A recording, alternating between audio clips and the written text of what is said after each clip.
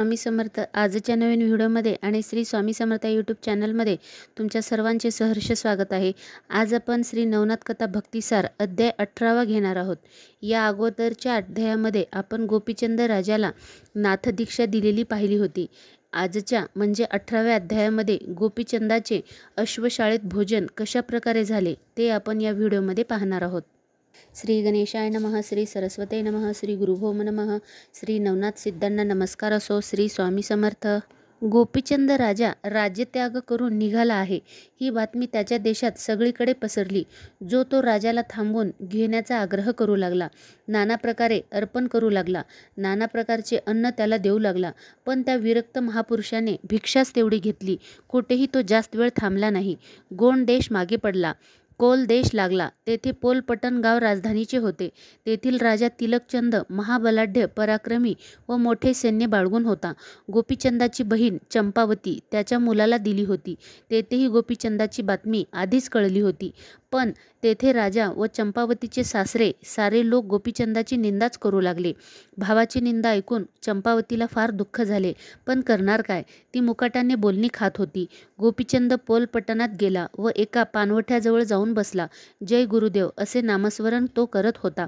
चंपावतीच्या दासी तिकडून जात होत्या.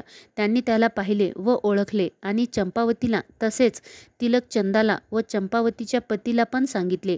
राजाला वाटले, हा सुनेचा भाऊ गावात भिक्षा मागेल तर आपले हसे होईल, आपल्याला तोंड बाहेर काढायला येणार नाही. त्याने सेवकांना सांगितले, अरे तुम्ही त्या गोंड देशाच्या भिकारी राजाला पांगेत आणून ठेवा, पण त्यापेक्षा चंपावतीच्या स्वतःच्या दासींना पाठवा, त्यांचं हे काम करतील.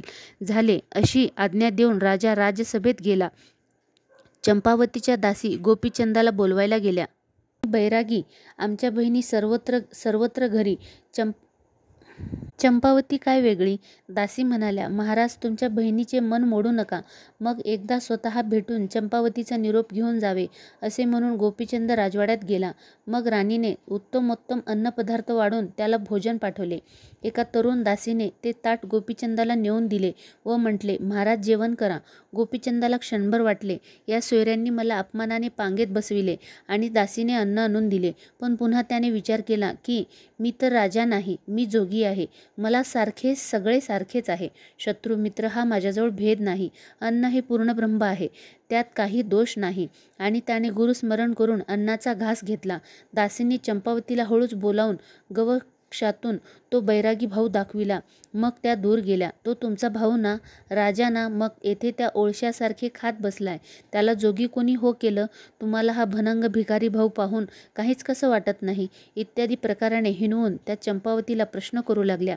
मग तिच्या ननंदा जावा यांचेही तिच्यावर तोंड सुख घेऊ लागल्या. ते पण अपशब्द बोलू लागल्या. कटू शब्द ऐकून चंपावतीला भयंकर दुःख वाटले.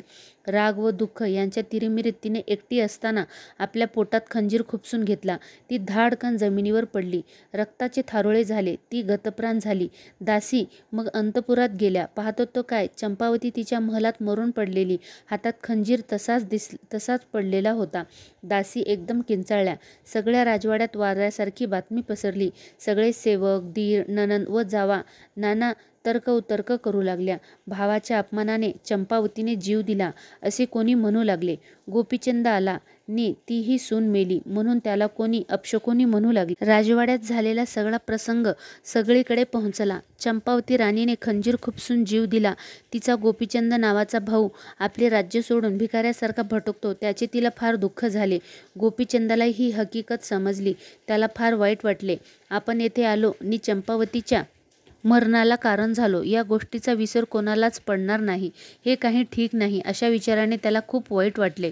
इकडे चंपावतीचे प्रेत जाळण्यासाठी लोक स्मशानाकडे नेत होते. गोपीचंदही उठला व त्या लोकाबरोबर गेला. नाथपंथाचा तिरस्कार व हेटाळणी करणाऱ्या या लोकांना चमत्कार दाखवून त्यांची तोंडे बंद करावी असे गोपीचंदाला ठरविले.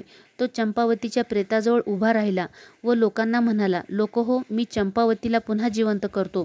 तुम्ही थांबा. माझे गुरु जालंधरनाथ यांना येथे आणतो. पण लोकांचा विश्वास बसेना. ते म्हणू लागले, मृत माणूस कधी जिवंत होणार आहे का?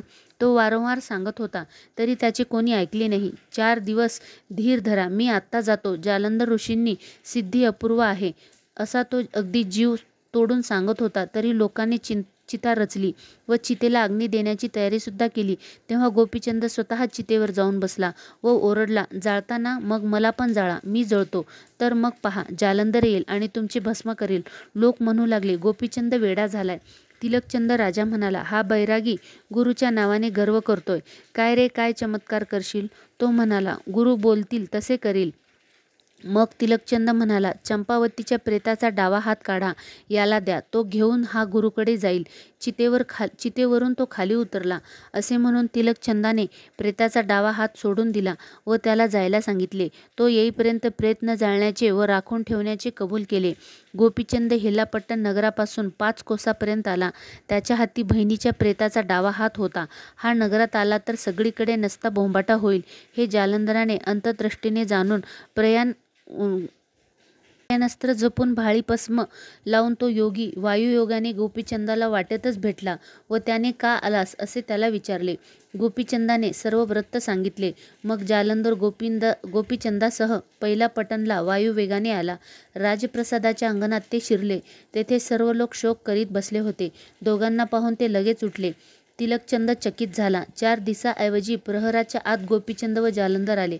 बापरे, हा योगी केवढा तेजस्वी दिसतो आहे, असे मनाशी म्हणत राजा धावला. तो जालंधराला फार सन्मानाने वागू लागला, पण त्याने केलेला हा सत्कार दांभिक होता. गोपीचंदाचा त्याने केवढा अपमान केला आणि त्याच्या बहिणीला किती मनस्ताप दिला व त्यामुळे तिने जीव दिला, हे जालंधराला कळाले होते. प्रेताचा हात हातात घेऊन जालंधराने संजीवनी मंत्र म्हटला व भस्म त्या हातावर टाकले. तत्काळ चंपावती, चल उठून ये, असा आदेशही दिला. त्यावेळी आश्चर्य असे झाले की चंपावती चितेवरून उठून क्षणार्धात तेथे आली. हे अपूर्व योग सामर्थ्य पाहून राजासह सर्वजण जालंधरनाथाचा जय जयकार करू लागले. नंतर जालंधर पुन्हा हेलपट्टणास जाण्यासाठी निघाला. तेव्हा त्याच्या दयेची भीक मागून तिलकचंदाने सर्वांनी एकत्र भोजन करावे व मगच नाथांनी जावे, अशी प्रार्थना केली. ती मान्य करून चंपावतीलाच स्वयंपाक करण्यास सांगितले. पतीसह तिला आपल्याजवळ जेवणासाठी बसून संजीवनी विद्येचा प्रसाद म्हणून जालंधराने आपल्या पात्रातील घास भरवला व तिला अमरत्व दिले. जालंधराने जाताना सांगितले, तिलकचंदा, गोपीचंद पूर्ण तप करण्यासाठी बद्रिकाश्रमात जात आहे. त्याचा पुत्र मुक्तचंद राज्यावर बसवला आहे. तू त्याचे रक्षण कर. ते राजाने मान्य केले. मग जालंधर हेलापट्टणास परत गेला. तेथे त्याने मुक्तचंदाला राज्यकारभाराचे शिक्षण दिले. मग तो व कनिष्क पुन्हा बद्रिकाश्रमात पोहोचले. तोपर्यंत 12 वर्षे निघून गेली. गोपीचंदाचे तप पूर्ण झाले होते. मग जालंधराने गोपीचंदाकडून तपाचे उद्यापन करून घेतले. सर्व विद्या शिकवून, सर्व देवतांना बोलावून त्यांच्याकडून सर्व मंत्रांना वरदानाने देवविली. अशी जालंधराने गोपीचंदाची पूर्ण तयारी करून घेतली. अशा प्रकारे श्री नवनाथ कथा भक्तिसार अध्याय 18 समाप्त झाला आहे. या अध्यायाची फलश्रुती: ब्रह्महत्येचा दोष संपेल, कुंभीपाक नरकातून पितरांचा उद्धार होईल. अशा नवनवीन कथा ऐकण्यासाठी श्री स्वामी समर्थ यूट्यूब चॅनलला लाईक, शेअर, सबस्क्राईब करायला विसरू नका. श्री स्वामी समर्थ.